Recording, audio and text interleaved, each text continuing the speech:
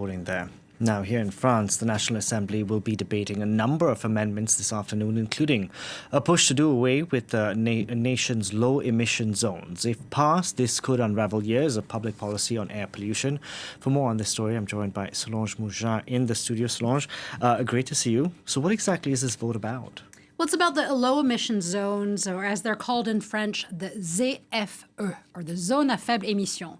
And here in France, a bit of a political fiasco has been going on since March 26th, when the far right and the right put forth amendments that were actually against the view of the Macron government that would basically do away with these low-emission zones in France. And those amendments passed in committee by a large majority of 26 for, 11 against, and 9 abstentions. So today, the issue will be discussed in the National Assembly, and these low-emission zones, they could either stay as is, they could be rolled back, or they could be scrapped entirely.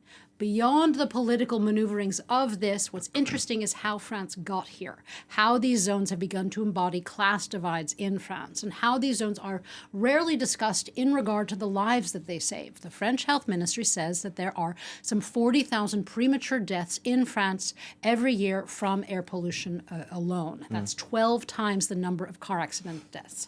So I'm going to walk us through what's happened here in France. Then we'll talk about air pollution, how dirty Paris's air really is or isn't, especially compared to other cities, and what other nations are doing in regard to their low emission zones, because this issue is happening in France, but there are some 300 similar clean air schemes across Europe as well. So let's talk us through the politics of all of this. Why have the low emission zone votes come up now after so many years of being in place? Well, it's important to keep in mind that there are municipal elections that are coming up in France next year.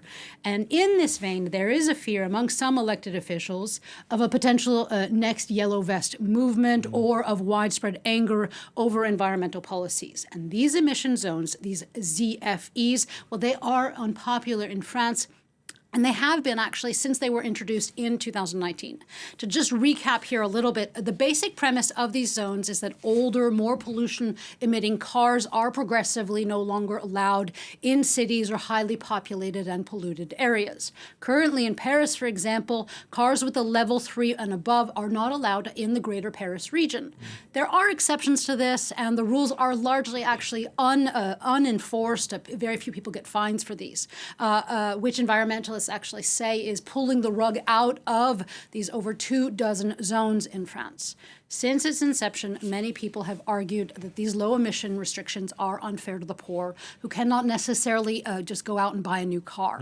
There's also quite a bit of political anger as well. Many mayors say that they feel they have been abandoned by the central government, that they've been instructed to put these zones into place and even to make them stricter over time, but that the nationwide schemes to entice people to trade in their cars or to use public transport, well, those haven't been rolled out as much as needed, or they've been even rolled back, putting therefore these mayors, they say, on the front line of some of the anger of some of their constituents. And Solange, scrapping these low emission zones could have both short and long-term financial consequences for France. Yeah, France could actually, in the short and medium term, be on the hook for some 3 billion euros in European funds if they do away with these zones entirely. The French Treasury says they could potentially have to reimburse €1 billion to Brussels. Now, amendments have been added to try and keep these zones, particularly in places where pollution levels have been above EU limits for 3 years in a row, so basically essentially just Paris and Lyon. But these financial incentives from Europe, they get to the heart of why these zones are in place, to protect the health of citizens. In Europe, some 240,000 people die every year from polluted air, according to the European Environmental Agency, with some 40,000 premature deaths, as I said, in France, according to the French Health Agency. These are deaths from lung cancer, from stroke, from heart attack, asthma. Studies also show that some of these pollutants, they have effects on mental health with increases in issues like schizophrenia, depression. So the environmental and the health benefits of lowering air pollution, they have been proven scientifically. But so far, many in France, well, they haven't really actually been sold on the life-saving aspects here. That many people feel that instead this is just about a personal freedom restriction. And talk us through how we're doing here in Paris with regards to air pollution versus other cities. Well, our cell phones, they often tell us that it is a red pollution day, or if you go for a walk or a bike ride, you may actually feel or even see the smog in the capital at times. But despite this, Paris actually is not on the top of the world's most polluted air lists. It's not even on the top of Europe's. For those records, you need to look sadly to India and to the Balkan nations in regard to Europe. In regard to pollution in France, the statistics, so they actually change depending on the chemicals you're measuring, on the season, and also geography plays a big role here. But so does traffic. And Paris comes in second behind London when it comes to the most traffic-filled city in Europe. According to Intrix's annual report, drivers in Paris spent 97 hours in traffic in 2024, so those are polluting cars. This is after London's 101 hours. But unlike Paris's zone, London's ULEZ, or the ultra-low emissions zone, is actually solidly in place there. Studies have shown that it has massively improved the quality of air in the city, with nitrogen dioxide levels cut in half in the city center. In Italy, too, these zones have been in place since the 1970s. So what gives with France? Well, in July 2023, the government commissioned a report to compare the over 300 clean air schemes in Europe.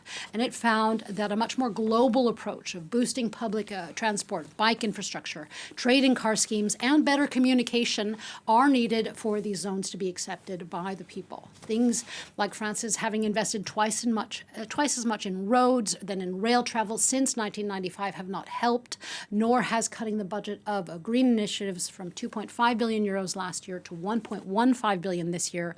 So the now fragile low emission zones, well, they may just be actually a symptom of a walking back of certain environmental and certain health policies, at least on a national level. It's good to see that the air quality has improved here over the years, I feel. Thank you very much for that, Solange Moujardin.